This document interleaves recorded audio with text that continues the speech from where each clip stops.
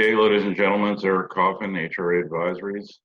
I'm here with Mike Konnert and Charles Funk, the CEO and VP Exploration of Vizsla Resources. Assuming you're a subscriber and you're not living under a rock, I assume that you realize that yesterday they put out some very, very impressive drill results. They got a very impressive market reaction to it as well. That's all good, but I think these guys are just getting started here. As you can see, I've just opened the screen to their presentation, their updated one they put up yesterday. That shows the location of these intersections on the Napoleon vein that were released yesterday. But just to sort of touch base on a couple of things here, Mike. You recently did a bought deal financing, so I'm assuming as of now and probably for some time to come, you don't have any financing requirements. That's right, and we're absolutely fully financed for this upcoming drilling on both the Napoleon and the Cordon de Oro. So we have over $6 million in the bank. We're very well financed right now.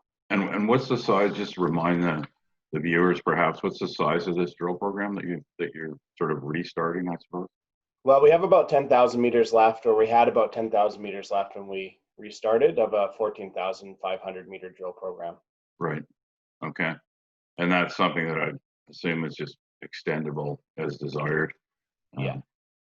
And what's the situation here in terms of permitting? I mean, you pretty much permitted everything you think you've got to need. I'm not sure whether any of this is on mining leases or whether it's on the outside concessions, but you've basically got everything cleared in terms of all the potential drill sites and stuff like that. Yeah, we are fully able to operate on this the Napoleon vein here under the existing permits and the agreements that we have through the underlying vendors operating licenses, basically. Right, and you just for those that don't know, you recently did a bit of renegotiating during the COVID-19 shutdown, and you've actually got a longer runway now to work with. Mm-hmm. I mean, can you give people just maybe the 2-minute thumbnail here in terms of what's Vizsla trying to accomplish at Panuco? What's the sort of medium long-term game plan? Yeah, so the goal with Vizsla, of course, we've consolidated the entire Panuco district here for the first time, basically in its modern history. So it's it really is essentially a brownfield site that has never been explored. There's producing mines there. There's 35 kilometers of underground workings. We have under option 75 total kilometers of vein extent, including, and we also have a mill, tailings, power, roads, everything that you would need essentially to be a significant producer of silver and gold in Mexico. We have under option in this Panuco district. Now, the Panuco district that we have under option is comprised of two parts. One is the Silverstone option, which is the broader district, and then we also have a $23 million option to buy the mill, the tailings, the power, the roads, and some of the exploration ground that's proven itself to be that's becoming a leader for us, and that includes the Napoleon vein. So our goal essentially is to put together enough metal that justifies, in a resource, justifies the purchase of that $23 million option with the mill and everything we need. So Mm-hmm. what we're doing is we're building, on the Napoleon, we're drilling towards the potential of a resource here, with the goal of creating economics that'll allow us to execute this option. That's the short to medium term. Medium to long term is to be, to target hundreds of millions of ounces of silver here, and a very meaningful resource profile as well as production profile. Okay, and one thing I'm gonna get Charles to walk us through this new discovery, but before that, I want to point out that, I mean, my subscribers, I'm sure, already know because I've said it often enough. I'm not really a silver bug. I don't have a lot of silver stocks on the list, and the ones that I do have, I'm very, very, very focused on high grade. I've never been a big fan of the kind of garden variety 200 gram per ton Mexican silver resource. I prefer to see things much higher grade, and I like to see some gold as well. And that was one thing that attracted me to Panuco when Mike and Charles showed it to me, because it did actually remind me. It reminded me a lot of Santa Elena, the original Silvercrest deposit that they put into production, and more recent Las Chispas. I mean, both of those are also projects where you obviously have very, very high silver grades, but you've also got quite high gold grades too. That's not something you see at a lot of these. I mean, a lot of the Sierra Madre projects I've looked at, for instance, most of them have very little by the way of gold grade, but certainly it's proving up at Panuco. At least some of the veins do. I think Charles can kind of give us a rundown on what they released yesterday. But one of the things that impressed me, aside from the overall grade, was the gold grades were quite high, and that's not that normal with Sierra Madre systems, is it, Charles? I mean, at least a lot of ones I've looked at don't have a lot of gold in. No, you more typically see a zonation from gold rich to silver base metal. To have them all precipitating at the same level in a real intermediate sulfidation flavor isn't that common. So can you walk us through the discovery that you announced yesterday, and maybe explain why you chose to drill there in the first place? What drew you guys there? Yeah, and I think to walk back a step to set the scene or to explain these results, I think when we talked about the plan, we had this big district that showed wide veins that had some excellent grades that had never been explored. And I'm like you, I'd like to think that silver will be re-rated, but I'd prefer projects that make money at any silver price or any gold price if they're the commodities that I'm looking for. Right. And when we came down and visited this district, you saw the scale of the veining, you saw the grades and saw the potential, but it didn't have that basic exploration.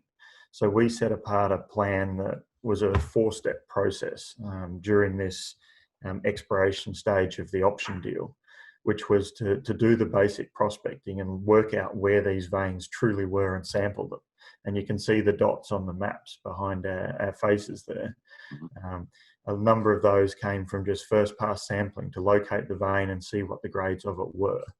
Then we followed through with detailed mapping so that we could understand how the veins trend, because in epithermals, as you know, it's important to know where they dilate, because that's where you get deep pressure boiling that drops out metals, and also where veins hit them at a high angle to create the same deep pressure boiling. And so we focused on the Animus corridor that's seen the majority of workings originally, but we steadily built up these other vein corridors behind it. We call them vein corridors. There's multiple veins, but there's a dominant northwest vein through most of these corridors. And so the third step was the discovery drilling phase that we're in at the moment. And I think we can now legitimately call it the discovery drilling phase. And forward looking, but the fourth step would be then resource conversion before converting the option. So I think we've made an important step forward with this release, is that we've made a discovery at Napoleon. Yeah, and I think if people look at the map here, this is something I pointed out in an alert I sent out to subscribers yesterday. But I drew people's attention to the fact that although the vein, this Napoleon vein has a northwest trend, it's far from straight, and the fact that it's far from straight is probably one of the things that attracted you to it, because it's those jogs. Those jogs, as it turns out, are pretty important, right? Yeah, they're critical for formations of ore shoots. So Napoleon wasn't one of the first veins we got to, maybe because it just didn't have the scale of working that the others had. So we started working on it late last year. Then we did the detailed mapping and extra samples. You can see there's more sampling on that vein than some of the other corridors in this graphic. And we started to map in, and it's not the sexy work that gets the market excited. It's the boring, detailed mapping that shows the way these dilate. And you can see the clusters of sampling. Napoleon as a target had 90 centimeters at 3 kilos silver equivalent at surface, had the old mine workings, was on a jog in the vein, as you pointed out. But there's multiple of those as you go to the north. And so we think that there's the probability of multiple ore shoots. So on the Animus vein, there's 7 known ore shoots that have been either drill defined or mined to a significant extent. And so you don't know exactly where along these veins they form, but in epithermals, they typically rhyme or have a rhythm at least. So we started on what we thought was the best of the targets, talking to some of the old timers about the mine development. They think it went down about 50 meters on a ramp. So it sort of went down like this and came back like that. And we had those good results at surface. And we had another thing that helps is having a road in the right location so that it was a good collar hole to target it. Often the roads track the veins and it's hard to get away from the vein to come underneath. Right. So in some senses, the quarantine break was a blessing in disguise. It's clearly a medical pandemic with severe ramifications for the world. But in terms of a technical sense, it allowed us to draw breath, review everything. And then when we came back, we had a clear vision of what our program looked like. And, you know, you always hope that as we methodically work through these targets that we're going to hit. But even I didn't expect the second hole would be as good as this. Maybe if you go back to the table for a second, Eric. Yeah.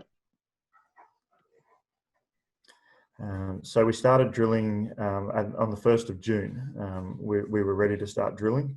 The first hole didn't hit its target depth. We hit a decline that was probably a ramp to access the old mine. But then the second hole started hitting these, started hitting a narrow vein, and then it hit a major vein. So the 8.2 meters at 1544 silver equivalent. And as you can see, really surprised at how good the gold grades and how consistent the gold grades are through that zone.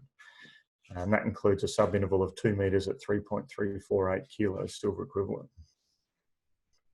And that's, and I mean, I notice you've got fairly broad, lower grade intercepts as well. So this is essentially more veining, like what you've got here is like a broader corridor that the veins reside in, but it's not sort of dead air between them. I mean, you have some grade in the material in between the veins as well.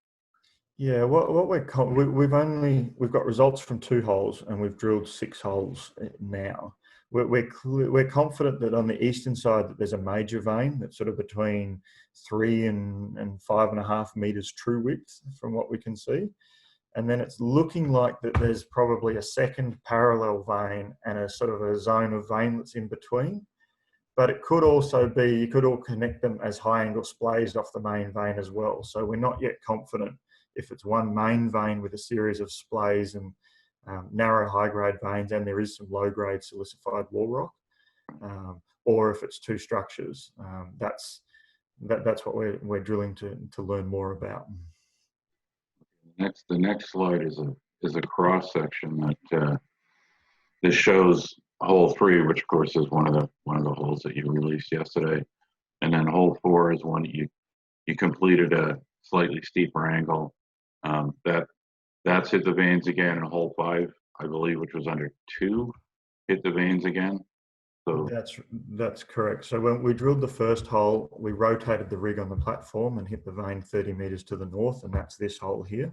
Right. Again, you can see the intercept D is the main vein, and then A, B, and C represent the littler veins, or either the subparallel or high angle veins that are coming off that. And then we step down to hit the main vein 25 meters underneath, and effectively we've replicated the same kind of vein material, and those assays have been submitted. Then we went and drilled underneath 2. We thought the vein was dipping a bit to the east. We actually are a little shallower in the hole underneath 2. We've only hit it at about 12 or 13 meters underneath. That's because the vein came back to the west a little bit. So we hit it higher up the hole than we expected.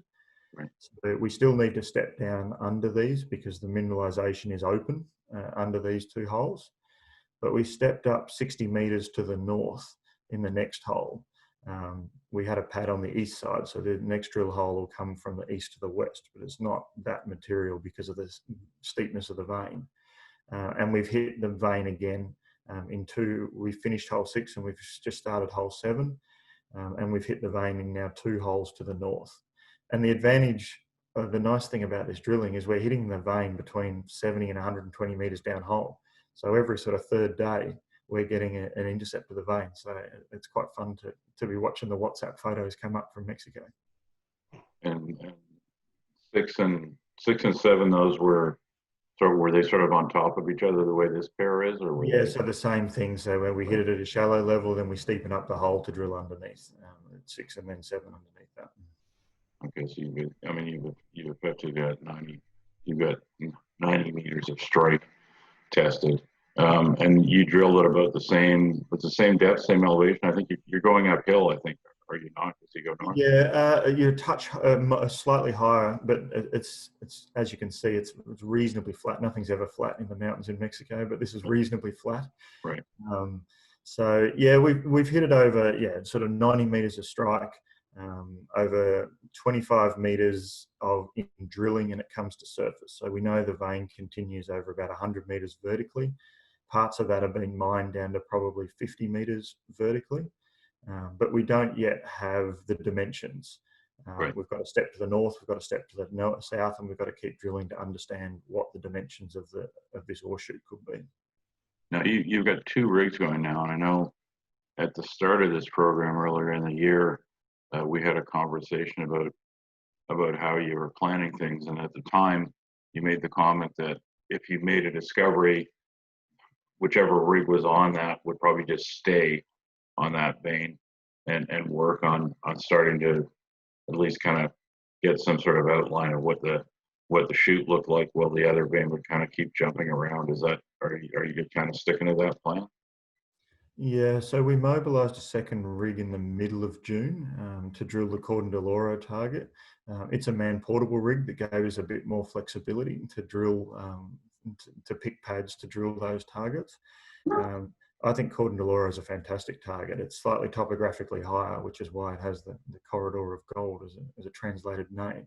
Right. It's got elevated gold and really nice vein widths. It's a direct analogue for the Animus vein. So that rig's started drilling there and is currently completing its first hole. So I think at this stage, we're definitely leaving the rig at Napoleon, and we'll try and step out and work out the size of the Napoleon zone of mineralisation. We'll see what results we get from Cordon del Oro, but at some point we probably have to continue drilling the ore shoot at Napoleon to define some sort of resources there, and step out and visit all these other little workings and possible ore shoots along the Napoleon corridor. So I think we need to do a little more step out drilling on the discovery that we've made now, and then we'll decide how we juggle our rigs. But yeah, we're definitely focused on drilling additional holes around these intercepts. Now, is there room? I mean, I think there's budget room, but is there room logistically to, if you so desire, to take this up by another rig or two? I mean, I don't know what you got in terms of, core shack cutting facilities, stuff like that. I mean, could you handle another drill or two if you decide that's the way to go? Yeah, we're based in a town called Concordia to the west. In terms of access, this is the easiest project I've ever worked on in Mexico. We've got a 4-lane highway through the project. Our field camp is the apartments that are probably nicer than I stay at when I visit Vancouver. We've rented a warehouse that's got ample space. We just added another couple of geologists to our team. I think we're up to 11 or 12 geologists now. We've pivoted from a heavy mapping focus to more of a drilling focus with adding the second rig. And we would scale up, adding 1 or 2 rigs with fairly comfort to do that as the next step. Okay. Where do you see things going forward in terms of the market, Mike? I mean, I'm assuming you made a few new friends yesterday. Have you got any sense of and this is a long-term thing, and it's not something I even really want to get into that much, because I think it's too early for you guys to be nailing yourself down at any level. But I mean, in a perfect world, to grab the big wad of cash that would allow you to complete this option and own Panuco, own the mill, own everything. If you had your druthers, which route would you go in terms of trying to finance something like that? Well, of course, it's always, it's always about letting the resource, I guess, dictate that, right? Right.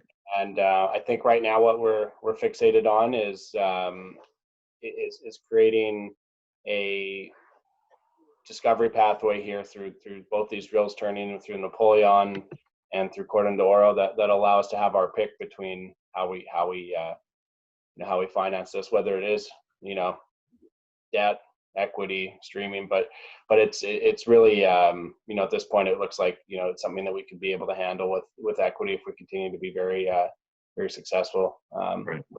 with the Napoleon drilling, and not to mention, again, this is a 2-kilometer trend of over 75 kilometers of total vein trend in the whole district. So we have more time than we did when we started.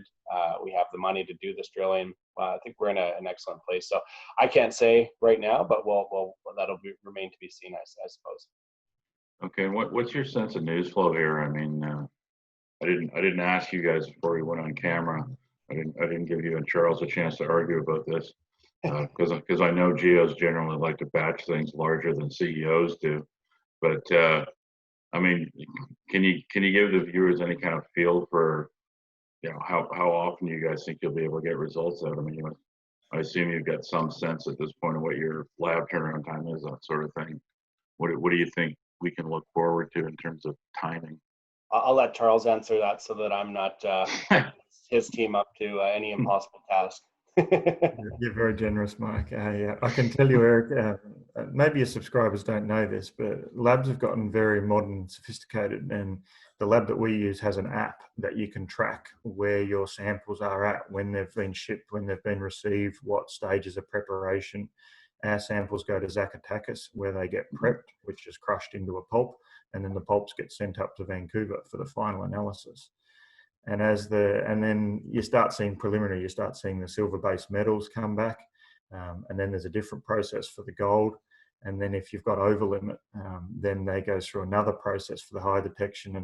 And one of our samples even went, we in-house call it double over limit silver, when it goes over 1500 silver. And you're always pretty happy when you see double over limit silver. And I think I nearly wore out the button on my phone, putting refresh over the weekend as the results started coming in. Right. Especially when the golds came back as a pleasant surprise. But to answer your question specifically, we've got 2 more samples that are at Zacatecas at the moment. They'll get shipped up, and we're about to send off some samples from the 2 holes to the north. Right. So I couldn't say exactly. We did rush the first batch. As you see, if you go to the next slide, the mineralization in these veins is actually very visible. You can see what should be a white quartz vein all through the middle, but it's full of grey and green, as you can see in the close-up in the bottom right. So we see a lot of argentite which is a silver sulfide with lead and zinc minerals. So we can guide our drill holes visually at the moment. I think the next batch will be in around 2 weeks. We should have results from a couple of holes, and then we will batch, just because I don't think it makes sense to release drill results hole by hole. Yeah. But we'll keep a pretty consistent news flow as we step out and understand the size of this. Okay. And in a sort of a bigger picture sense, in terms of the drill program as a whole, I mean, obviously you're going to be sticking them up Napoleon for a while with this one, but just in a broad brush sense, how many drill targets would you like to hit during this program? I mean, what have you got left in terms of phase 1 targets, I guess, for lack of a better phrase? This is one of the challenges of exploring generally, or epithermals particularly. So we generated 20 targets. We've probably upgraded that to 24 or 5 now, that we originally wanted to put a couple of holes into this year to work out which ones were the superior ones and which ones that you downgrade. And so the challenge is when you have a good hit, and we've had good hits on the Paloma discovery and the Honduras vein, and then when you choose to do a star pattern of holes around that, you can lose up to a month in testing a very small volume of the earth. Right. So the concept of bringing the second rig in is we could have our cake and eat it too. We could test a target, drill around it, and bring another rig in to test these other targets. So I think our first step is to define the ultimate size of this shoot to a broad level. And then if the size potential is what it looks like, we would drill that off and bring on additional rigs to go and test. There must be about 15 or 16 of those other targets that we'd like to drill across the property. So we'll just react and flex to these results, but we definitely want to test these other targets as well as drill out our current discovery. Okay. Okay, well, I think that's, you guys have given us plenty of detail and lots to think about. Congratulations, obviously, to Mike and Charles. Um, you know, great, great set of discovery holes, and I think there's probably others to come. I mean, it wasn't lost on me that there's other, surface exposures with similar grades just on that Napoleon map, and I know those aren't the only ones. I mean, according to Oral, he had some pretty nice samples too, as I recall. So I'm expecting plenty more good news. Vizsla is definitely, it's a stock I've been following since it was reorganized and Panuco was brought into it. Uh, uh, this is one of those stocks that I think can do very, very well over the medium term because, as I said at the start of this, projects like this that have these kind of grades, and grade is what gives you margin. Margin is what gives you valuation. That's really the name of the game here. And these type of projects are pretty rare, I can assure you. I'm always looking for them, and there's not many around. And it looks like Vizsla may be onto one. So I think we're all going to be, happy shareholders watching a lot of news flow over the next few months, and obviously wishing continued luck for both Charles and Mike. Thanks for dropping by. I'm sure you guys have got a lot of meetings today after yesterday. I'm sure. I'm sure Mike's going to be dragging you on camera all day long, Charles. But thanks for having an early start with me, and thanks viewers for checking in. Vizsla Resources, it's VZLA on the venture and VIZSF on the QB in the States. Thanks for watching, everybody. I'll see you later.